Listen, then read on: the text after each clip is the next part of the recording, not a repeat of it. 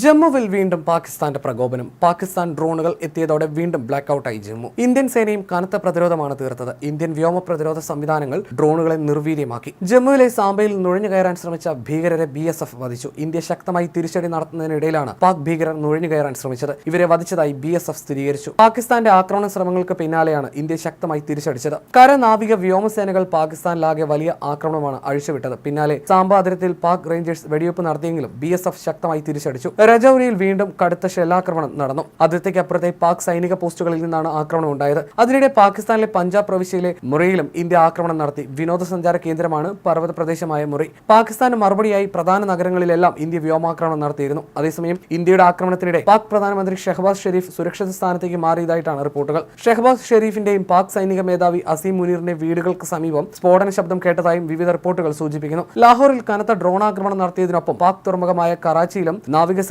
ആക്രമണം നടത്തി. ഇതോടെ പാകിസ്ഥാൻ അക്ഷരാർത്ഥത്തിൽ നടുങ്ങി. നാവികസേനയുടെ വിമാനവാഹിനി കപ്പലായ INS വിക്രാന്താണ് കറാച്ചിയിൽ ആക്രമണം നടത്തിയതെന്നാണ് വിവരം. അതിർത്തിയിലെ പാക് പോസ്റ്റുകൾ ലക്ഷ്യമിട്ട് കരസേന ആക്രമണം തുടങ്ങിയതായിട്ടാണ് വിവരം. അതിനിടെ പാകിസ്ഥാനിൽ സൈന്യത്തിനുള്ളിൽ അട്ടിമറിയുണ്ടെന്നും റിപ്പോർട്ടുകളുണ്ട്. സൈനിക മേധാവിയായ അസീം മുനീറിനെ സൈന്യം കസ്റ്റഡിയിലെടുത്തുവെന്നും അജ്ഞാതമായ ഇടത്തേക്ക് മാറ്റിയെന്നുമാണ് പാക് ഉന്നത വൃത്തങ്ങളെ ഉദ്ധരിച്ച് വിവിധ മാധ്യമങ്ങൾ റിപ്പോർട്ട് ചെയ്യുന്നത്. അസീം മുനീറിനെതിരെ രാജ്യദ്രോഹ കുറ്റം ചുമത്തിയെന്നും സൈനിക കോടതിയിൽ വിചാരണ നേരിടേണ്ടി വരുമെന്നും റിപ്പോർട്ടുകൾ സൂചിപ്പിക്കുന്നു.